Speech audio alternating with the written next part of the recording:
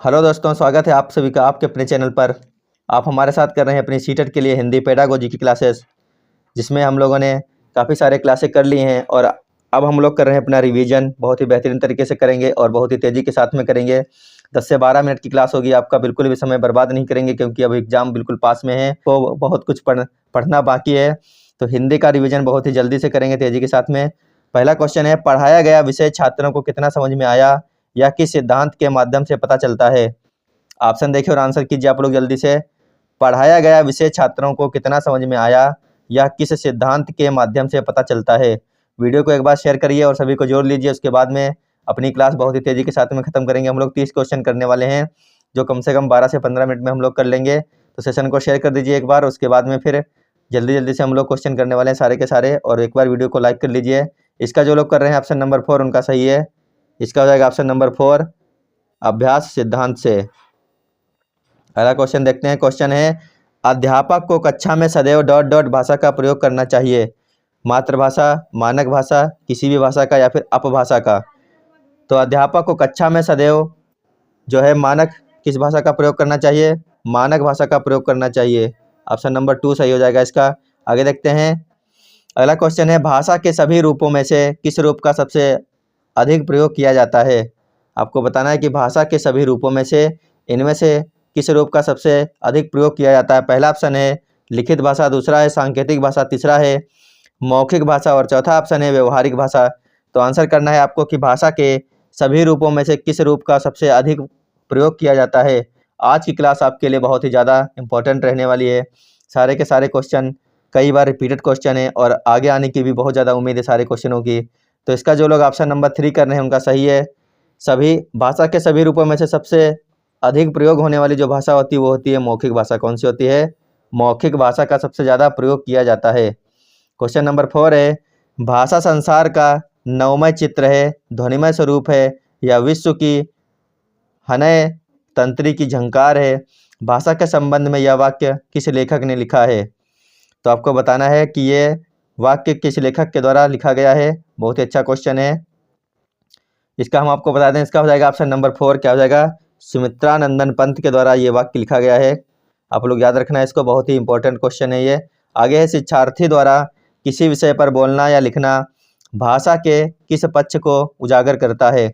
Option देखते हैं। पहला है अभिव्यक्ति, दूसरा है ग्रहण, तीसरा है व्याकरण के पक्षों को और चौथा है लिखित पक्ष को। क्वेश्चन पढ़ लीजिए एक बार और आंसर कीजिए सभी लोग। क्वेश्चन नंबर 5 का इसका हो जाएगा ऑप्शन नंबर 1। क्या हो जाएगा? अभिव्यक्ति को उजागर करता है। किसको उजागर कर रहा है? अभिव्यक्ति को। ऑप्शन नंबर 1 सही आंसर है। अगला क्वेश्चन है, इनमें से कौन सा वाक्य भोलानाथ तिवारी ने कहा है। आपको बताना है इनमें से ऐसा कौन सा वाक्य है जो भोलानाथ तिवारी के द्वारा कहा गया है। क्वेश्चन नंबर 6 का सभी लोग आंसर करेंगे। तो हम आपको बता रहे हैं, अगर आप लोग इसमें से नहीं छाट पाएंगे तो ऑप्शन नंबर 3 इसका सही है। भोलानाथ तिवारी ने कहा है, भाषा निश्चित प्रयत्न के फलस्वरूप मनुष्य के मुख से निःसृत वह सार्थक ध्वनि समिष्ट है जिसका विश्लेषण और अध्ययन हो सके। ऑप्शन नंबर 3 इसका बिल्कुल सही आंसर है। आगे है, जिस ध्वनि के टुकड़े ना किए जा सकें उसे क्या कहते हैं। जिस ध्वनि के टुकड़े ना किए जा सकें उसे क्या कहते हैं। शब्द, वाक्य, वर्ण या फिर व्यंजन। आंसर करिए सभी लोग। आज की हिंदी की जो आज का जो हिंदी का मतलब आज जो आपका पेपर हुआ है उसमें जो हिंदी आई है उसमें एक क्वेश्चन आया है उपसर्ग और प्रत्यय का, और शायद 2 क्वेश्चन आए हैं मतलब अलंकार से संबंधित, एक आया है मुहावरा। तो हर जगह से क्वेश्चन लिए जा रहे हैं, हिंदी में है। तो क्वेश्चन नंबर 7 का हो जाएगा ऑप्शन नंबर 3। वर्ण के जो हैं वर्ण के टुकड़े नहीं किए जा सकते हैं। आप लोग याद रखना, ऑप्शन नंबर 3 सही आंसर हो जाएगा। आगे देखते हैं, अधिगम शब्द का अर्थ क्या हो जाएगा। अधिगम शब्द का अर्थ है सीखना, सिखाना, पढ़ना या फिर पढ़ाना। इन चारों में से बताइए अधिगम शब्द का अर्थ क्या हो जाएगा। सभी लोग आंसर कीजिए और सेशन को शेयर कर दीजिए सभी के पास में एक बार। आपके लिए इतनी हम लोग मेहनत करते हैं, लगातार आपके लिए 3-3 4-4 क्लासें रोज ला रहे हैं। पेडागोजी की लगातार क्लासें आपको देखने को मिल रही हैं और क्वेश्चन भी वहाँ से मिल रहे हैं आप लोगों को। तो क्वेश्चन नंबर 8 का हो जाएगा ऑप्शन नंबर 1। अधिगम शब्द का अर्थ होता है सीखना होता है। क्या होता है? ऑप्शन नंबर 1 हो जाएगा। अधिगम शब्द का अर्थ होता है सीखना। आगे देखते हैं, शिक्षण एक ऐसा व्यवस्थित प्रक्रम है जिसमें छात्र विभिन्न क्रियाकलापों द्वारा कुछ सीखता है। किसकी पंक्तियां आपको बताना है, ये पंक्तियां किसकी हैं। शिक्षण एक ऐसा व्यवस्थित प्रक्रम है जिसमें छात्र विभिन्न क्रियाकलापों द्वारा कुछ सीखता है। ये जो पंक्तियां हैं ये हैं स्मिथ की, किसकी हैं? ऑप्शन नंबर 3 हो जाएगा, स्मिथ की ये पंक्तियां हैं। आगे देखते हैं। शिक्षक द्वारा श्याम पट पर लिखना नीचे दिए गए किस शिक्षण आयाम के अंतर्गत आएगा? बहुत अच्छा क्वेश्चन है, नोट कर लीजिएगा आप लोग इसको। शिक्षक द्वारा श्याम पट पर लिखना किस आयाम के अंतर्गत आएगा? उपयोग हो जाएगा, तुलना हो जाएगा, प्रस्तुतिकरण हो जाएगा, फिर तैयारी हो जाएगा। सभी लोग आंसर कीजिए इसका। क्वेश्चन नंबर 10 का आंसर करेंगे सभी लोग। तो इसका हो जाएगा ऑप्शन नंबर 3, क्या हो जाएगा? प्रस्तुतिकरण इसका सही आंसर हो जाएगा, ऑप्शन नंबर 3। आगे देखते हैं। क्वेश्चन है तैयारी आयाम के अंतर्गत ऑप्शन दिया गया है विषय का परिचय दिया जाता है, विषय पर निष्कर्ष दिया जाता है, विषय का अभ्यास होता है, पाठ पढ़ाया जाता है। तो आपको बताना है तैयारी आयाम के अंतर्गत क्वेश्चन नंबर 11 में कौन सा ऑप्शन सही हो जाएगा? तो इसका हो जाएगा ऑप्शन नंबर 1। इसका हो जाएगा ऑप्शन नंबर 1, विषय का परिचय दिया जाता है तैयारी आयाम के अंतर्गत। सारे के सारे क्वेश्चन बहुत ही अच्छे हैं, लगातार बने रहिए, अंतिम तक क्लास को देखिए, बिना स्किप किए हुए आप लोगों को देखनी है सारी की सारी क्लास। अगला क्वेश्चन है टाइपिंग सीखना किस अधिगम के अंतर्गत आता है? टाइपिंग सीखना किस अधिगम में आता है? तो आप लोग आंसर कीजिए। पहला ऑप्शन दिया गया है विचारात्मक अधिगम, दूसरा है क्रियात्मक अधिगम, तीसरा है विचारात्मक तथा क्रियात्मक दोनों अधिगम, और चौथा ऑप्शन है क्रियात्मक अधिगम। तो बताइए कौन सा ऑप्शन सही हो जाएगा इनमें से? क्वेश्चन नंबर 12 का सभी लोग आंसर करेंगे एक बार। टाइपिंग सीखना जिस अधिगम के अंतर्गत आता है उसका नाम है क्रियात्मक अधिगम। ऑप्शन नंबर 2 इसका सही आंसर हो जाएगा। क्या हो जाएगा? क्रियात्मक अधिगम। आगे देखते हैं। जब व्यवहार का केंद्र भाषा हो तो भाषा अधिगम किससे जुड़ता है? बताइए, जब व्यवहार का केंद्र भाषा हो तो भाषा अधिगम किससे जुड़ता है? शिक्षण एवं अभिव्यक्ति से, शिक्षण तथा अनुभव से, अनुभव तथा विषय से, या फिर अनुभव तथा शिक्षक से? बहुत ही अच्छा क्वेश्चन है। क्वेश्चन नंबर 13 आपको आंसर करना है। जब व्यवहार का केंद्र भाषा हो तब भाषा अधिगम किससे जुड़ता है? तो क्वेश्चन नंबर 13 का हो जाएगा ऑप्शन नंबर 2, शिक्षण तथा अनुभव से जुड़ता है। किससे जुड़ता है? शिक्षण तथा अनुभव से। आगे देखते हैं। क्वेश्चन है अधिगम, आपको बताना है अधिगम क्या है? परिवर्तनशील है, अपरिवर्तनशील है, रूढ़ है, या फिर अप्रासंगिक है? क्वेश्चन नंबर 14 का सभी लोग आंसर कीजिए, अधिगम क्या है? तो क्वेश्चन नंबर 14 का जो लोग ऑप्शन नंबर 1 कर रहे हैं उनका सही आंसर है अधिगम होता है परिवर्तनशील, यानी ऑप्शन नंबर 1 इसका सही आंसर हो जाएगा। अधिगम परिवर्तनशील होता है। आगे देखते हैं। नीचे दी गई पंक्तियों में से कौन सी पंक्ति मोरिसन द्वारा कही गई है? आपको बताना है नीचे दी गई पंक्तियों में से कौन सी पंक्ति ऐसी है जो मोरिसन द्वारा कही गई हैं। पहला है शिक्षण एक ऐसा व्यवस्थित प्रक्रम है जिसमें छात्र विभिन्न क्रियाकलापों द्वारा कुछ सीखता है। दूसरा ऑप्शन है शिक्षण में छात्र मुख्य भूमिका का निर्वाह करते हैं और शिक्षक सीखने योग्य स्थितियां बनाता है। तीसरा ऑप्शन है शिक्षण एक ऐसी अनुशासित सामाजिक प्रक्रिया है जिसमें शिक्षक अपने से कम अनुभवी लोगों के व्यवहार को प्रभावित करता है और उन्हें समाजोपयोगी बनाने में सहायक होता है। तो सभी लोग आंसर करेंगे क्वेश्चन नंबर 15 का कौन सा आंसर हो जाएगा सही? इसका आपको बता दें, इसका जो लोग ऑप्शन नंबर 3 कर रहे हैं उनका बिल्कुल सही आंसर है ऑप्शन नंबर 3 इसका सही हो जाएगा। आपको बता दे रहे हैं कि हो सकता है आपको ना पता हो, तो ऑप्शन नंबर 3 इसका सही आंसर है। आगे देखते हैं। क्वेश्चन नंबर 16 है यदि किसी पाठ को 5 शिक्षार्थी अलग अलग ढंग से सोचते हैं तो शिक्षक का कार्य क्या है? आपको बताना है कि आप मान लीजिए शिक्षक हैं, अपनी कक्षा में गए हैं पढ़ाने के लिए और किसी पाठ को आपने पढ़ाया, तो आपके जो शिक्षार्थी हैं वो उसी पाठ को अलग अलग तरीके से सोच रहे हैं, तो आपको बताना है कि आपका कार्य क्या हो जाएगा। पहला ऑप्शन है गलत निष्कर्ष देने वाले छात्रों को डांटेंगे। दूसरा है शिक्षक को सभी विद्यार्थियों के विचारों को ध्यान से सुनना चाहिए। तीसरा है पाठ के सही तथा उचित निष्कर्ष से शिक्षार्थियों को अवगत कराना। चौथा है उस पाठ को छोड़कर शिक्षक को नया पाठ पढ़ाना चाहिए। तो बताइए इनमें से कौन सा ऑप्शन सही हो जाएगा? क्वेश्चन नंबर 16 का जो लोग ऑप्शन नंबर 3 कर रहे हैं उनका सही आंसर है क्या हो जाएगा? पाठ को, यानी कि पाठ के सही तथा उचित निष्कर्ष से शिक्षार्थियों को आपको अवगत कराना चाहिए। अगर आपकी क्लास के 5 विद्यार्थी किसी पाठ को अलग अलग ढंग से सोचते हैं तो आपको सही तरीके से उनको अवगत कराना चाहिए। आगे देखते हैं। किस माहौल में सीखने के लिए बच्चे को अधिक प्रयास नहीं करना पड़ता है? ऑप्शन देखिए और आंसर कीजिए। इनमें से ऐसा कौन सा माहौल है जिसके अंतर्गत बच्चे को सीखने में अधिक प्रयास करने की ज़रूरत नहीं पड़ेगी? पहला है जहाँ किसी भी प्रकार से भाषा सीखने की स्वतंत्रता हो, तो इसका यही ऑप्शन सबसे अच्छा हो जाता और सबसे सटीक आंसर है। ऐसा माहौल जहाँ पर किसी भी प्रकार से बच्चा बोल सकता हो आज़ादी के साथ में, तो इससे बढ़िया और क्या हो सकता है। तो ऑप्शन नंबर 1 इसका सही आंसर हो जाएगा। अगला क्वेश्चन देखते हैं। गणित के शिक्षक ने राहुल को वाक्य सही करने के लिए कहा। कोई गणित पढ़ाने वाला शिक्षक है, उसने राहुल से कहा कि तुम्हारा जो वाक्य लिखा है ये गलत तरीके से लिखा है। तो आपको बताना है उनके द्वारा ऐसा करना भाषा शिक्षण के किस सिद्धांत के अंतर्गत आएगा। पहला है मनोरंजन, दूसरा है अनुकरण, तीसरा ऑप्शन है मौखिक एवं लेखन कार्य का सिद्धांत, चौथा ऑप्शन है बहुमुखी प्रयास। तो सभी लोग आंसर करेंगे क्वेश्चन नंबर 18 का। सारे के सारे क्वेश्चन बहुत अच्छे क्वेश्चन हैं, लगातार बने रहिए क्लास में। क्वेश्चन नंबर 18 का हो जाएगा ऑप्शन नंबर 4, क्या हो जाएगा, बहुमुखी प्रयास के अंतर्गत आएगा कि गणित का टीचर जो है वो हिंदी की अशुद्धियों को सही करवाने में लगा है। तो ऑप्शन नंबर 4 इसका सही हो जाएगा। आगे देखते हैं। कविता पाठ करवाना किस सिद्धांत के अंतर्गत आता है। क्वेश्चन नंबर 19 का आंसर कीजिए। कविता पाठ करवाना किस सिद्धांत के अंतर्गत आता है, सभी को बताना है। जीवन समन्वय का सिद्धांत हो जाएगा, या फिर शिक्षण सूत्रों का सिद्धांत हो जाएगा, क्रियाशीलता का सिद्धांत हो जाएगा, या फिर बाल केंद्रिता का सिद्धांत हो जाएगा। कविता पाठ करवाना किस सिद्धांत के अंतर्गत आता है, आपको इसका आंसर करना है। क्वेश्चन नंबर 19 का सभी लोग आंसर कीजिए एक बार। तो क्वेश्चन नंबर 19 का हो जाएगा ऑप्शन नंबर 3। कविता पाठ करवाना जिस सिद्धांत के अंतर्गत आता है वो है क्रियाशीलता का सिद्धांत। ऑप्शन नंबर 3 इसका बिल्कुल सही आंसर हो जाएगा। अगला क्वेश्चन है क्वेश्चन नंबर 20। आरंभ में इनमें से किस सिद्धांत के आधार पर बालक भाषा सीखता है।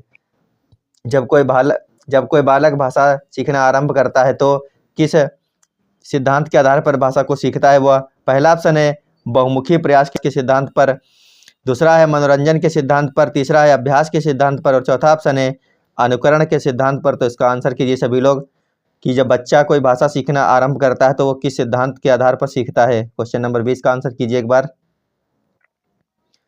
तो इसका हो जाएगा ऑप्शन नंबर 4, क्या हो जाएगा, अनुकरण के सिद्धांत पर ही बालक जो है भाषा सीखना आरंभ करता है। ऑप्शन नंबर 4 बिल्कुल सही आंसर हो जाएगा। अनुकरण का मतलब है कि जिस प्रकार से घर वाले उसको बोलना सिखाते हैं कि बच्चा जब बोलता है बाबा बोलो पापा बोलो, तो उनको देखकर वो अनुकरण करता है उनके द्वारा कही हुई बात का, और उसी को देखकर वो बोलना सीखता है। आगे देखते हैं। शिक्षण सूत्र के माध्यम से भाषा शिक्षण डॉट डॉट होता है। क्या होता है, प्रभावी होता है, बोझिल होता है, या फिर कठिन होता है, फिर सरल होता है। शिक्षण सूत्र के माध्यम से भाषा का शिक्षण वो कैसा होता है, तो ऑप्शन नंबर 1 हो जाएगा इसका, प्रभावी होता है। शिक्षण सूत्र के माध्यम से भाषा का शिक्षण प्रभावी हो जाता है। ऑप्शन नंबर 1 सही आंसर है। अगला है इनमें से किस विधि के अंतर्गत अध्यापक व्याकरण विषयों को प्रसंग के साथ जोड़ने का प्रयास करता है। पहला ऑप्शन है प्रत्यक्ष विधि, दूसरा है भाषा संसर्ग विधि, तीसरा है प्रासंगिक विधि, चौथा है पाठ्य पुस्तक विधि। तो इनमें से किस विधि के अंतर्गत अध्यापक व्याकरण विषयों को प्रसंग के साथ जोड़ने का प्रयास करता है। क्वेश्चन नंबर 22 का जो लोग ऑप्शन नंबर 3 कर रहे हैं उनका हो जाएगा बिल्कुल सही। ऑप्शन नंबर 3 है प्रासंगिक विधि, बिल्कुल सही आंसर है इसका ऑप्शन नंबर 3। अगला क्वेश्चन है किस विधि के अंतर्गत व्याकरण नियमों को जाने बिना भाषा के शुद्ध रूप अनुभव किया जाता है। प्रत्यक्ष विधि, सूत्र विधि, भाषा संसर्ग विधि, या फिर पाठ्य पुस्तक विधि। तो बताइए किस विधि के अंतर्गत व्याकरण नियमों को जाने बिना भाषा के शुद्ध रूप का अनुभव किया जाता है। क्वेश्चन नंबर 23 का सभी लोग आंसर करेंगे। एक बार देखते हैं कौन कौन सही आंसर कर रहा है। क्वेश्चन नंबर, ये हम आपको क्वेश्चन करवा भी चुके हैं 2 से 3 बार। तो इसका जो लोग ऑप्शन नंबर 1 कर रहे हैं बिल्कुल सही है। क्या हो जाएगा, प्रत्यक्ष विधि इसका सही आंसर हो जाएगा ऑप्शन नंबर 1। अगला क्वेश्चन है शालिनी पर्यायवाची शब्द समझाने के लिए विद्यार्थियों को कुछ समूह में बांटकर उनसे एक खेल करवाती है। शालिनी का यह कार्य किस विधि के अंतर्गत आता है। पहला है प्रत्यक्ष विधि, दूसरा है खेल विधि, तीसरा है सूत्र विधि, चौथा है विश्लेषण विधि। तो सभी लोग आंसर कीजिए क्वेश्चन नंबर 24 का कौन सा ऑप्शन सही हो जाएगा। तो इसका जो लोग ऑप्शन नंबर 2 कर रहे हैं बिल्कुल सही हो जाएगा उनका, ये हो जाएगा खेल विधि के अंतर्गत आएगा। अगला क्वेश्चन है नीचे दिए गए विकल्पों में से किस विधि का आधार केवल व्याकरण की पुस्तकें हैं। ऐसी कौन सी विधि है, ऑप्शन देखिए और बताइए कि जिसका आधार केवल व्याकरण की पुस्तकें हैं। पहला है पाठ्य पुस्तक विधि, दूसरा है विश्लेषण विधि, तीसरा है सूत्र विधि, चौथा है भाषा संसर्ग विधि। तो इनमें से ऐसा कौन सा ऑप्शन है जिसका आधार केवल व्याकरण की पुस्तकें हैं। क्वेश्चन नंबर 25 का हो जाएगा ऑप्शन नंबर 1, क्या हो जाएगा, पाठ्य पुस्तक विधि एक ऐसी विधि है जिसका आधार केवल व्याकरण की पुस्तकें ही होती हैं। ऑप्शन नंबर 1 सही आंसर हो जाएगा इसका। अगला क्वेश्चन है भाषा शिक्षण में व्याकरण का उद्देश्य है, आपको बताना है भाषा शिक्षण में व्याकरण का उद्देश्य क्या है। पहला है विद्यार्थी को व्याकरण से परिचित करवाना, दूसरा है विद्यार्थी को भाषा का शुद्ध प्रयोग करना सिखाना, तीसरा है बोलना सिखाना और चौथा है लिखना सिखाना। तो आंसर कीजिए सभी लोग, भाषा शिक्षण में व्याकरण का उद्देश्य क्या हो जाएगा। क्वेश्चन नंबर 26 का सभी लोग आंसर करेंगे। आपको ये हमने 30 क्वेश्चन कम से कम 17 से 18 मिनट में करवा दिए। इतनी जल्दी अगर आप खुद इतने सारे क्वेश्चन करते तो आपको आधा घंटा लगता है इतने क्वेश्चन करने में। तो नियमित रूप से आप आइए हिंदी की क्लास में और आप रोज़ 25 से 30 क्वेश्चन करते रहिए। पेडागोजी के हिंदी के बहुत ज़्यादा इंपॉर्टेंट रहने वाले हैं सारे के सारे क्वेश्चन आपके लिए। और हिंदी एक ऐसा सब्जेक्ट है जिसमें आप सबसे ज़्यादा नंबर ला सकते हो बिल्कुल आराम से थोड़ा पढ़ करके। तो आप लगातार नियमित रूप से प्रैक्टिस को जारी रखिए हमारे साथ में। इसका सभी लोग आंसर कीजिए क्या है। इसका जो लोग ऑप्शन नंबर 2 कर रहे हैं उनका सही है, विद्यार्थी को भाषा का शुद्ध प्रयोग करना सिखाना। बिल्कुल सही आंसर हो जाएगा कि विद्यार्थी को भाषा का शुद्ध प्रयोग करना कौन सिखाता है, भाषा शिक्षण में व्याकरण सिखाता है। आगे देखते हैं, भाषा शिक्षण के सिद्धांतों में से किस सिद्धांत में छात्रों को सबसे कम मेहनत करनी पड़ती है। पहला है प्रत्यक्ष विधि, दूसरा है प्रयोग विधि, तीसरा है विश्लेषण विधि और चौथा है प्रासंगिक विधि। तो बताइए इनमें से ऐसी कौन सी विधि है जिसके अंतर्गत विद्यार्थियों को सबसे कम मेहनत करनी पड़ती है। क्वेश्चन नंबर 27 का सभी लोग आंसर कीजिए एक बार।